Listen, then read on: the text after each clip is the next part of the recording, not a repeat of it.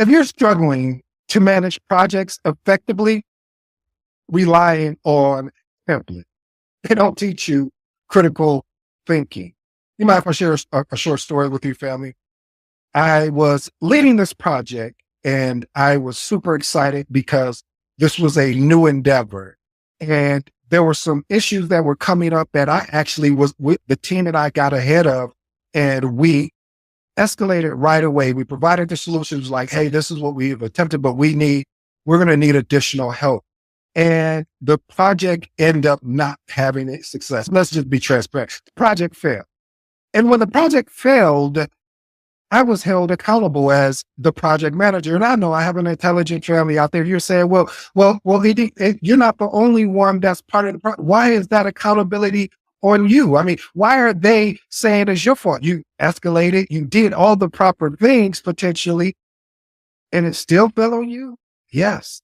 As a project manager, you are the face of the actual project. What that basically means is that things don't go right or they go wrong, whether due to unforeseen risk, resource constraints, stakeholder misalignment, or watch this family, external factors outside of your control, you will often, and I do mean often, be held accountable. Well, this may seem unfair.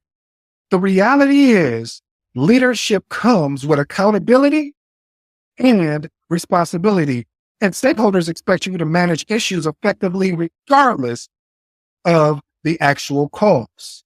This is important, family, because when you take responsibility, whether fair or not, you don't prepare for this reality.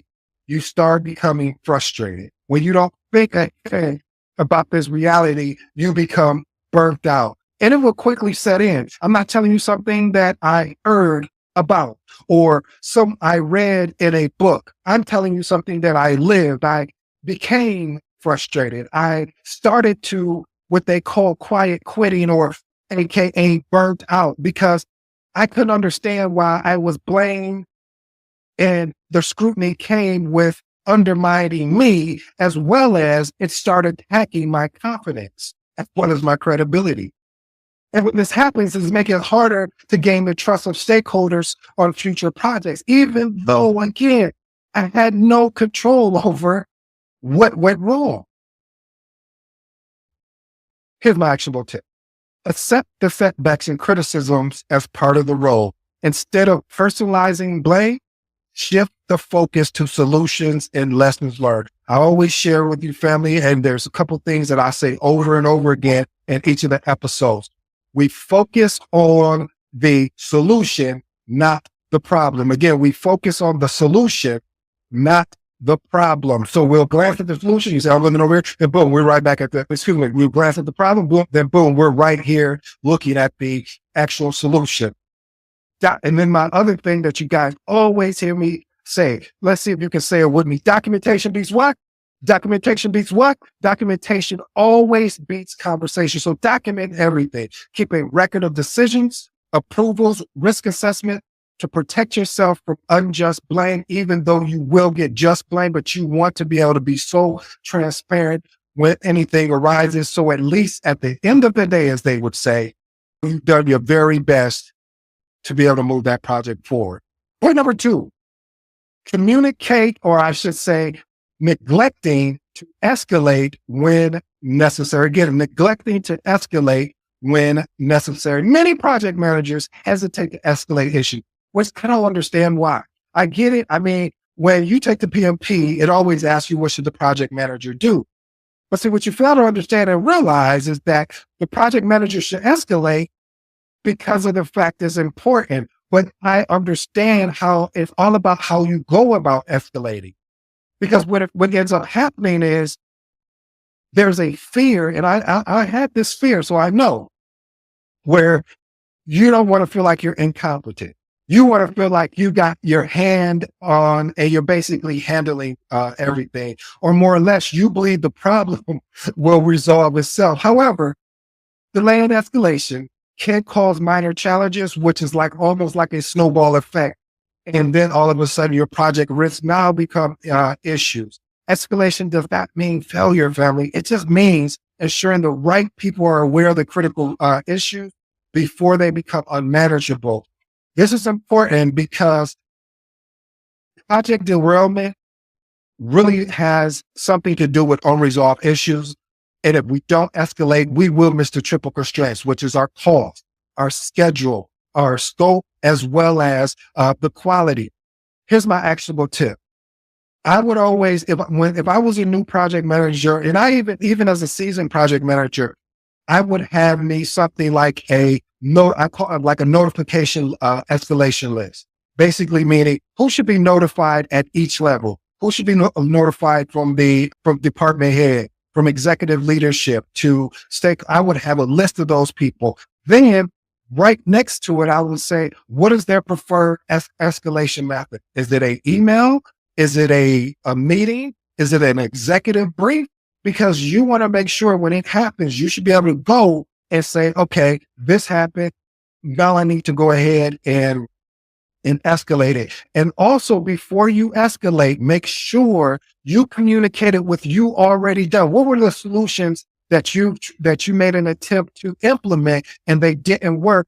And so instead of trying to hold on and thinking it's going to work, you took the path to escalate, because escalating is not something that makes you look incompetent. I don't know where that came from. It really makes you look strong. Where you become incompetent is where you just escalate, and you haven't done the proper due diligence to make sure that you've done everything that you could possibly do to a certain point. Now, there's a certain point, and over time, you'll learn what that certain point, because it varies from project to project. Let me give you an example. Let's say you have a resource constraint, and you reached out to some of the department heads, and they said, "Hey, we can't give up any other resources because of the fact that they're working on other things." Well, I need to escalate because this is a priority project, and I'm going to escalate. I would like to let you know. And when I escalate, I would let the department head or the executive know, "Hey, I was advised that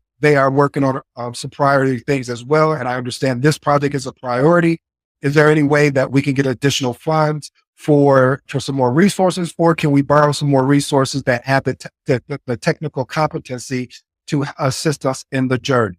This is a good example of basically escalating. And this is bad.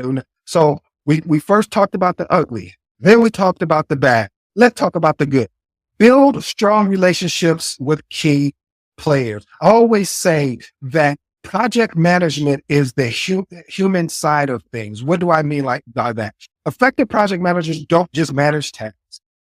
They lead and inspire people. You build strong relationships with executives, your sponsors, your project team members, and your stakeholders. This enhances collaboration and breaks down these silo walls that are prevalent in some organizations, where everybody is only concerned about their work versus, hey, if we take a collaborative approach, because this project is going to have an impact to somebody on this team, if not all of us, how can we work together and problem solve? This is important because without stakeholder or project team buy-in, even the most well thought out plan and the most well executed plan can face resistance, or better yet, funding issues. Here's my actionable tip. Schedule regular one-on-one meetings with key stakeholders as well as project team members, and align on expectations. See, a lot of frustration comes from a lack of expectation.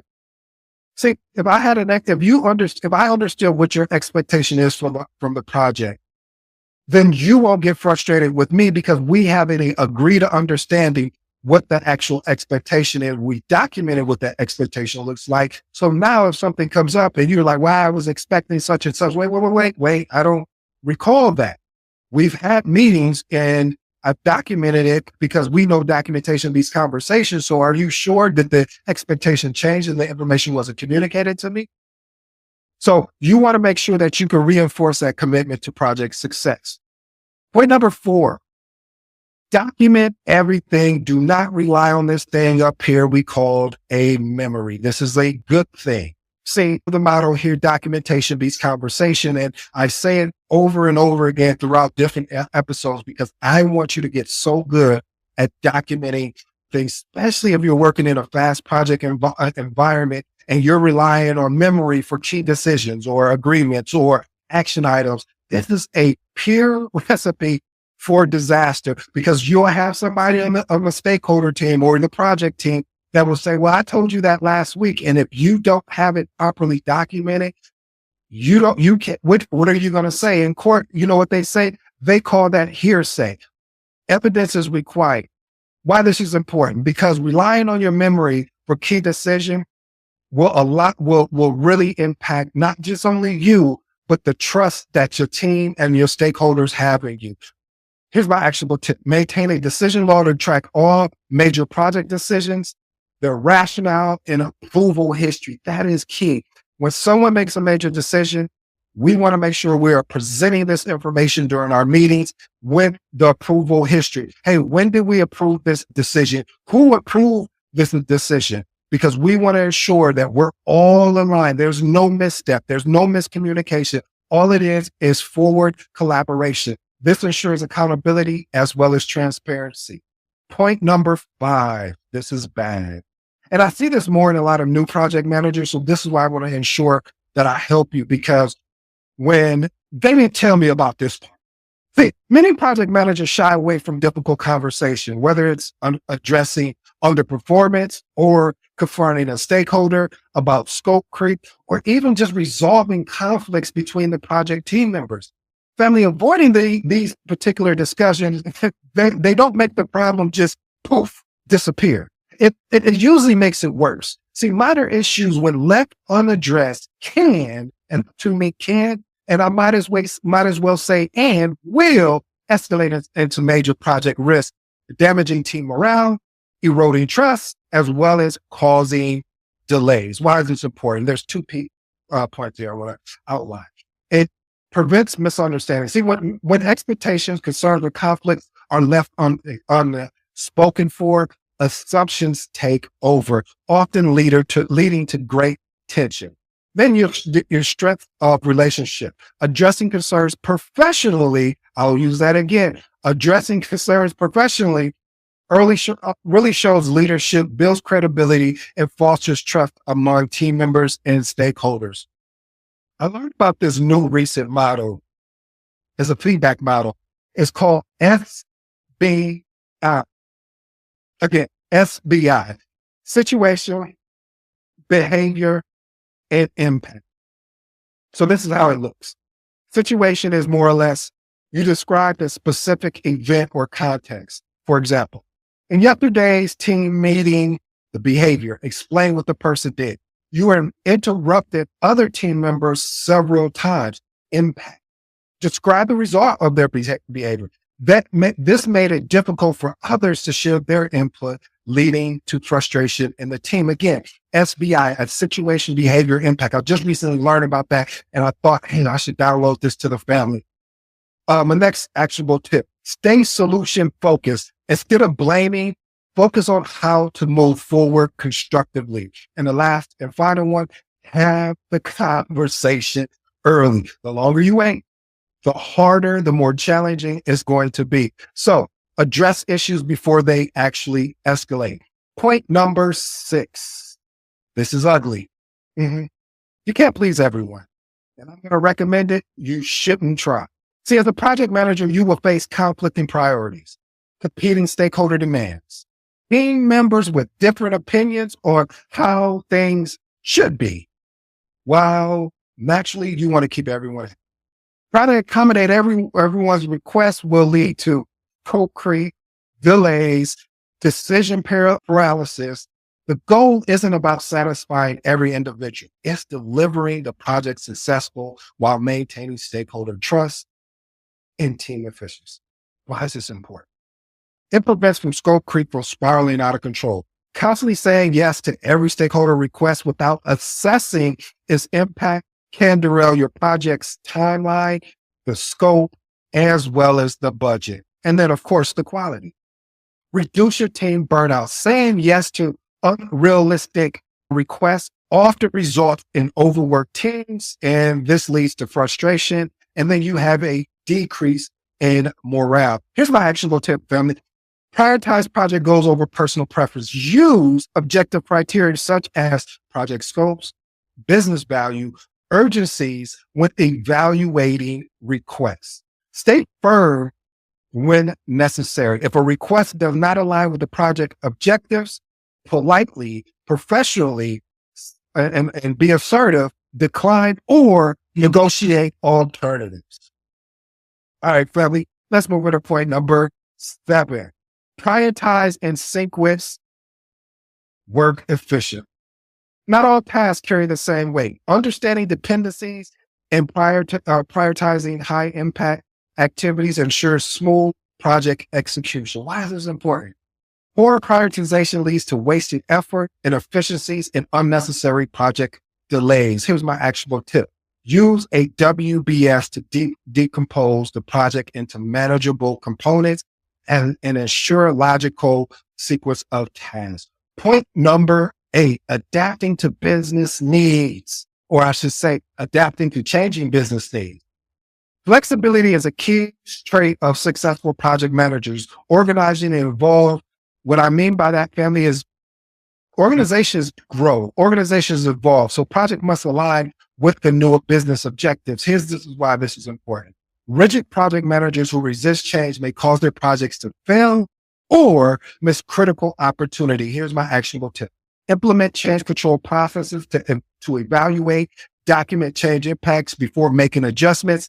This ensures controlled adaptation rather than chaotic shifts.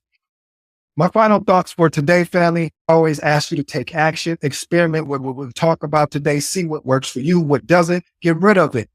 Being an effective project manager requires a balance of strategic planning, leadership, and adaptability while navigating changes or challenges, I should say, with confidence. Here we go. The good. The good project manager masters communication and stakeholder management, as well as, let's just say, all the knowledge areas. Bad, well, they fall into avoidable traps, meaning the traps of feeling like they have to not have those difficult conversations, the trap of not neglecting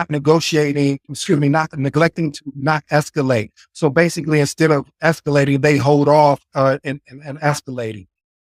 And my last and final one is ugly. The reality is that you're going to have to be resilient. You're going to have the diplomacy, and family, you're going to have to learn how to be assertive. Well, family, I hope you enjoyed today's episode. I go by the name of ED, and I am here sweating because this episode is so important for your career, even your personal life. And I always ask of you, if you don't do anything else, experiment with the information. Take action today and leverage the information. I will continue to work if you continue to listen. I go by the name of ED. For all you smart and intelligent folks out there, listen. That just simply means it. Until next time.